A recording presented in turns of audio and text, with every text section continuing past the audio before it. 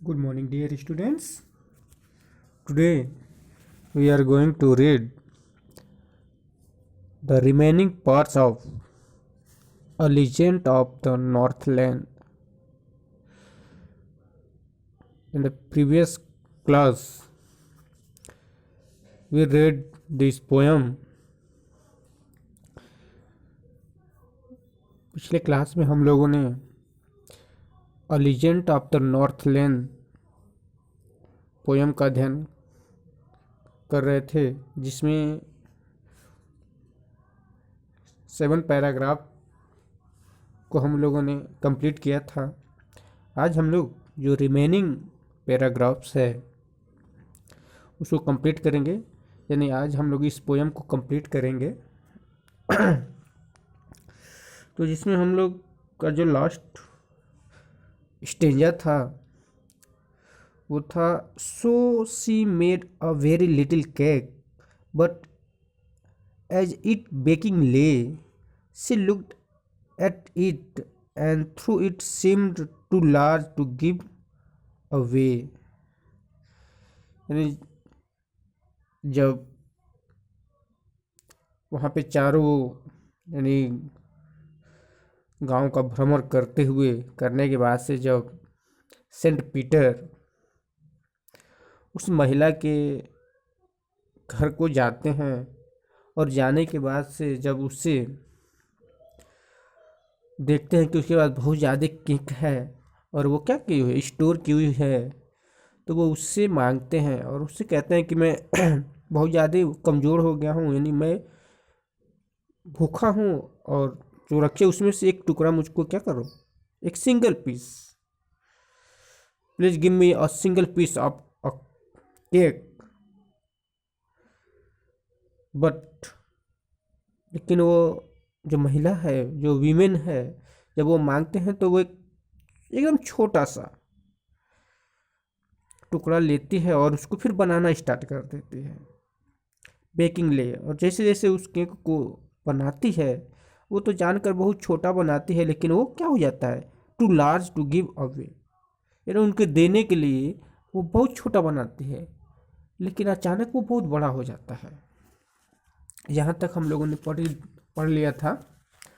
अब हम लोग देखेंगे, therefore she nicked another and still a smaller one, but it looked when she turned it over as large as the first had done। फिर वो उसको क्या कही, वो बनाकर फिर उसको उसमें रख देती है स्टोर में, लेकिन फिर वो दूसरा, देयरफॉर इसलिए she kneaded another and still a smaller one, जो ली थी उनको देने के लिए जो केक बना रही थी अब उसे और छोटा लेती है। But it looked when she turn it over as large as the first has done, लेकिन यह भी उतना ही बड़ा हो जाता है जितना कि वो क्या पहले वाला था। Then she took a tin scrap of dough and roll it flat and bake it thin as a vapor, but she could not part with that।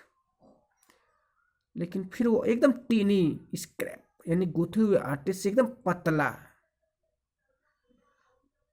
पतला सा आटा लेती है, एंड रोल इट फ्लैट, और इसको एकदम पतला बनाती है, इतना पतला बनाती है, it bake it thin as a wafer, जो वेपर होता है मतलब कि एकदम कागज के समान।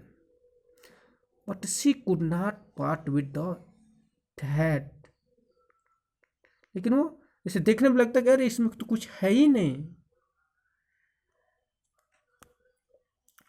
For she said my cakes that seem too small when I it eat them myself and yet too large to give away, so she put them on the shelf। वो महिला स्वयं कहती है कि वो जो केक बना रही है एकदम पतला, जो एकदम वेपर की तरह दिख रहा है, वो कह रहे कि अगर इस केक को for she said my cake that seem too small, यानी जो मेरा केक था अगर वो मुझे खाना हो तो मेरे हिसाब से तो वो बहुत छोटा था,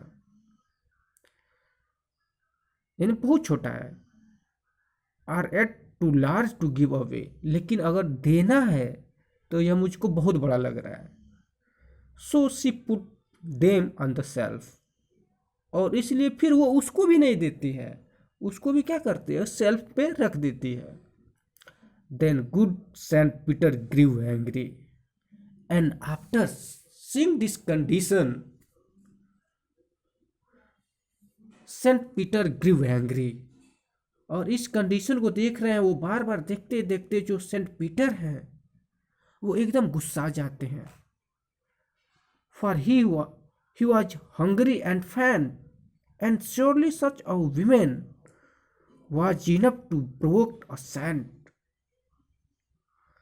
और इस तरह से जो सेंट पीटर है एकदम गुस्सा जाते हैं, क्योंकि उन्हें भूख लगा हुआ है, वो एकदम कमजोर महसूस कर रहे हैं, लेकिन वो श्योरली जो वीमेन जिस तरह से वो कर रही है वो एकदम क्या हो जाते हैं, प्रोवोक्ड सेंट हो जाते हैं, यानी गुस्सा जाते हैं, प्रोवोक्ड, और बोल देते हैं, क्या बोलते हैं, and he said you are far too selfish to dwell in the human form. और वो कह रहे हैं कि you are far too selfish, तुम बहुत क्या हो, सेल्फिश हो, स्वार्थी हो, to dwell in the human form, यानी इंसान के रूप में तुम जन्म लेकर, यानी इस स्थान पे इंसान के रूप में तुम बहुत ज़्यादा सेल्फिश हो। To have both food and shelter and fire to keep you warm, you have everything, तुम्हारे पास सब कुछ है, तुम्हारे पास खाना भी है, तुम्हारे पास रहने के लिए घर भी है, तुम्हारे पास बनाने के लिए एक चूल्हा भी है, अपने आप को गर्म भी कर सकती हो, बट एक भूखे को देने के लिए तुम्हारे पास रहते हुए भी कुछ भी नहीं हो। तुम तो मानव के रूप में, तुम मानव रहने योग्य हो ही नहीं, तुम्हें गलती से मानव बना दिया गया है। वो एकदम प्रोवोक्ट हो जाते हैं, बोलते हैं, गुस्सा जाते हैं। Now you should build as the bird do and shall get your scanty food by boring and boring and boring all day in the hard dry wood। और कहते हैं कि now you shall build as a bird do, और वो श्राप देते हैं और कहते हैं अब तुम क्या, तुम्हें मैं पक्षी बना दूंगा, and shall get your scanty food, जो क्या करते रहते हैं, स्कैंटी यानी अपने खाने की तलाश में घूमती रहती है, by boring and boring and boring, जो वह पक्षी जो क्या करती है, बोरिंग करती रहती है, all day in hard dry would, जो पेड़ों की लकड़ियों में अपने भोजन की तलाश में वो पूरे दिन बोरिंग करती रहती है। मतलब उस पेड़ पे एक प्रकार की जो पक्षी होती है, जो पेड़ों को हमेशा अपने विक से, चोंच से वो उसको क्या करती रहती है, खुदा करती है, और किसकी तलाश में, वो खाने की तलाश में।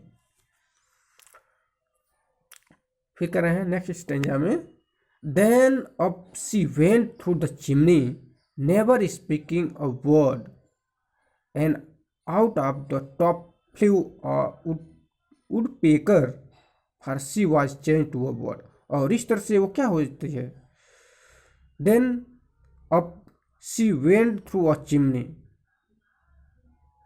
वो एक चिमनी में जाती है, और नेवर स्पीकिंग वर्ड, और कभी ना बोलने वाले शब्दों के साथ, and about she take flew a woodpecker she was change to a bird. और इस तरह से वो एक वुडपेकर नामक एक पक्षी के रूप में वो क्या हो जाती है, परिवर्तन हो जाती है।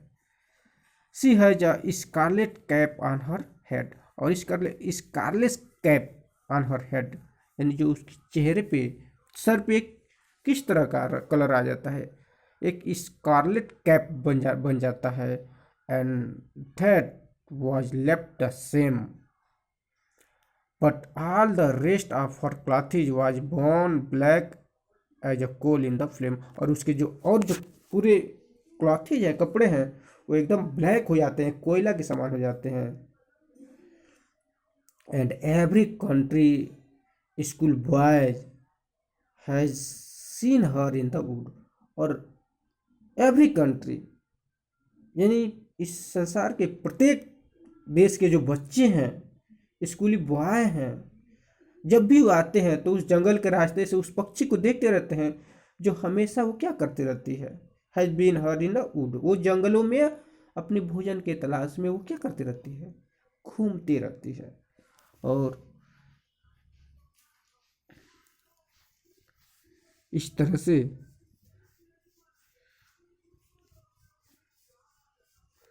where she lived in the tree still this very day, boring and boring for food। यानी जो लास्ट स्टेंजा है उसमें का 2 लाइन इसमें फोटो में क्लियर नहीं आ पाया है, नहीं है, दिया हुआ है। where she lived in the tree still this very day, boring and boring for food। यानी वो हमेशा वो क्या करती रहती है, पेड़ों में, जंगलों में, टिल वेरी डे, पूरे दिन वो बोरिंग करती रहती है। और किसकी तलाश में, भोजन के तलाश में। वो पक्षी दिन भर भोजन के तलाश में पेड़ों पे वो घूमती रहती है और बोरिंग करती रहती है। और जो स्कूल बॉयज हैं वो उस पक्षी को क्या करते रहते हैं, देखते रहते हैं। और इस तरह से यह पोएम क्या हो जाता है, कंप्लीट हो जाता है। मीन्स इस पोएम में